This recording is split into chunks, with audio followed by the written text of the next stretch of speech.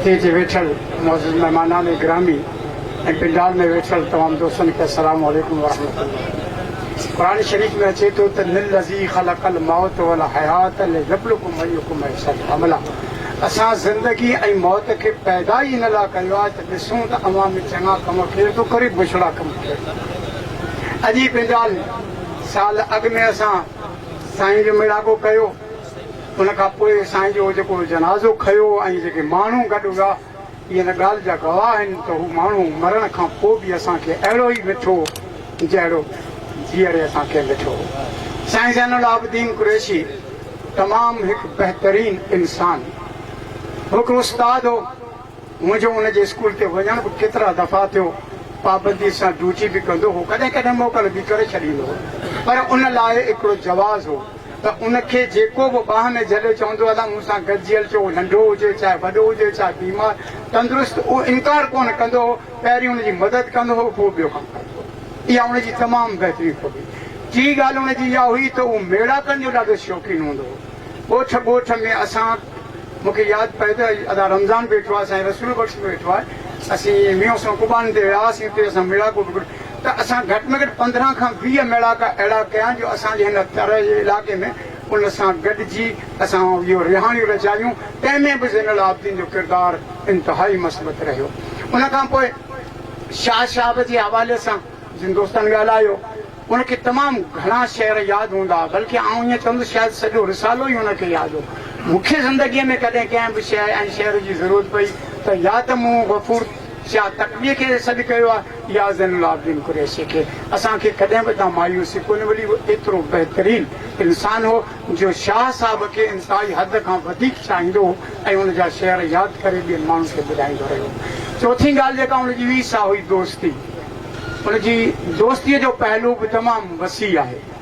जेके बि तव्हां वेठा आहियो, जिन जिन सां बि तालुक आऊं चवां थो हुजे या न हुजे, पर हर शख़्स इहा ॻाल्हि ज़रूरु कंदो त ज़ैनुल आबिदीन हिकु अज़ीम इंसान हो।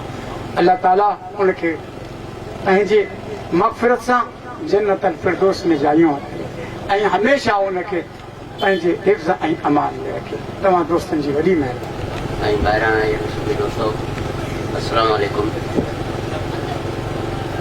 अॼु जो ॾियारो जेको आहे इन टिनि मौजूद शख़्सियतुनि जे हवाले सां आहे।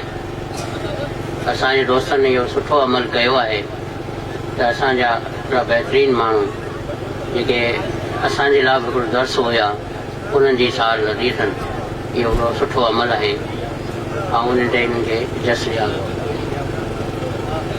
सिंध जे कहिड़े बि इलाइक़े में तव्हां वञो, असांखे पुछंदा तव्हां किथे जा आहियो, असां जेकॾहिं चयो त असां जाती जा आहियूं त उतां उहो माण्हू चवंदो त पोइ त जाती में मुंहिंजो यादि ज़ाकिर हुसैन खटी सुञाणो। साईं ज़ाकिर सिलानी फ़क़ीर हुयो, जिते किथे हुनजी सुञाणप नज़र आई। ऐं उनखां पोइ शाह जे पारखू जे हवाले सां जेकॾहिं ज़िक्र निकितो थिए त इहो ज़ैन कुरैशी हुयो। उनजो ज़िक्र ज़रूरु निकिरंदो ऐं हू उन ते कमाल जी महारत बि रखंदो हुयो। जंहिंजे करे असांजी क़ौम जे अंदरि तमामु घणी मायूसी पखिड़िजी वई आहे। रुगो माण्हू पंहिंजे फिराक जे दर्दनि खे यादि था कनि, पंहिंजे महबूबनि खे यादि था कनि। पोइ उन्हनि खे साईं हिकिड़ी ॻाल्हि कई त जेको आहे हाणे सिंधी शाइरी खे तब्दील करण जी ज़रूरत आहे। सिंधी शाइरी खे हाणे मज़ाहमती, सिंधी शाइरनि खे हाणे मज़ाहमती शाइरी करणु घुरिजे। त आउं सम्झां थो त साईं नूरदीन नफ़ीस शायदि साईं जा उहे लफ़्ज़ पढ़िया बि हुजनि या न बि पढ़िया हुजनि, साईं जी उन ॻाल्हि ते अमल कंदे असांखे ईअं नज़र अचे थो त पिटिया पराए पट जा हिसा पतियूं घुरनि पिया, चे त तिन चखे ॾिठा वरी कतियूं घुरनि पिया, हो रोशनियुनि जे शहर में अञा बतियूं घुरनि पिया, हे घर ॾिया बि ॼण विया अवीं जे निंड में पिया, अवीं जे निंड में पिया।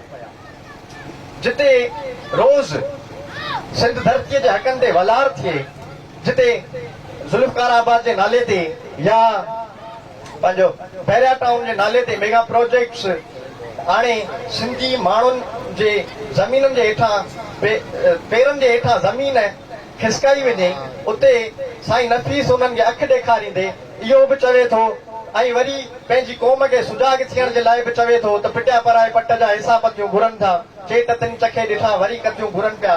पड़ोसियुनि जे शहर में अञा बचियूं घुरनि पिया हे घर ॾिया बि ॾियण विया जेको आहे नवां नवां केस उन्हनि मथे रोज़ नवां नवां अताब किराया वञनि उन्हनि मथे जेको आहे सो ज़ुल्म कया वञनि उन्हनि खे साईं नफ़ीस हिमत कीअं थो ॾिए त तव्हां उन में हारियो न फटनि ते फटका लॻनि पिया लेकिन चवे पियो बचिड़ो पुठी पई छपजे हू सम्झे थो त सिंध जीजल हाणे मूंखे शाबिश पई ॾे शायदि तूं कामयाब थी वियो आहीं फटनि ते फटका लॻनि पिया लेकिन चवे पियो बचिड़ो पुठी पई छपजे उहा ई ॿोली ॿोले पियो बचिड़ो हितां न हटिबो हितां कीअं हटिजे वरी तो कयो ज़ाहिर मिठा मज़कूर तुंहिंजा बीह करे जनाब सदर ऐं हाज़िर महफ़िल हक़ मौजूद जीअं लतीफ़ जी ॿोली अज़ीज़ो अॼु आऊं पंहिंजे अबू जे दोस्तनि यानी तव्हांजे अॻियां सिंध जे नाम्यारे महक़क़ अदीब कालिम निगार सिंध परस्त शाइर असांजे प्यारे अबू मोहतरम ज़ाकिर हुसैन खट्टी जो मुख़्तसर तारीफ़ ॿुधायां थो 8 जून 1962 जुमे जे ॾींहुं जाती शहर में हिकु ग़रीब फ़ौरियत फ़क़ीर अब्दुल समी खट्टीअ जे घर में हिकु ॿार जनम वरितो जंहिंजो नालो पंहिंजे मरहूम चाचा जे नाले पुठियां रखियो वियो ऐं जंहिंखे अॼु सिंध नाम्यारे महक़क़ अदीब ऐं सिंध परस्त शाइर ज़ाकिर हुसैन खट्टीअ जे नाले सां सुञाणे थी मोहतरम ज़ाकिर हुसैन खट्टी शुरूआती तालीम जाती मां हासिल कई ऐं बाद में आला तालीम हासिल करण लाइ हुन एलिमेंट्री कॉलेज मीरपुर बछोरो ऐं सिंध यूनिवर्सिटी जामशोरो जो रुख कयो पढ़ाई खां पोइ साल 1982 खां तालीम खाते में पंहिंजूं ख़िदमतूं सरअंजाम ॾियण लॻो जिते हिन केतिरा ई लाइक़ शागिर्द पैदा कया जेके अॼु बि वॾनि उहिदनि ते पंहिंजूं ख़िदमतूं सरअंजाम ॾेई रहिया आहिनि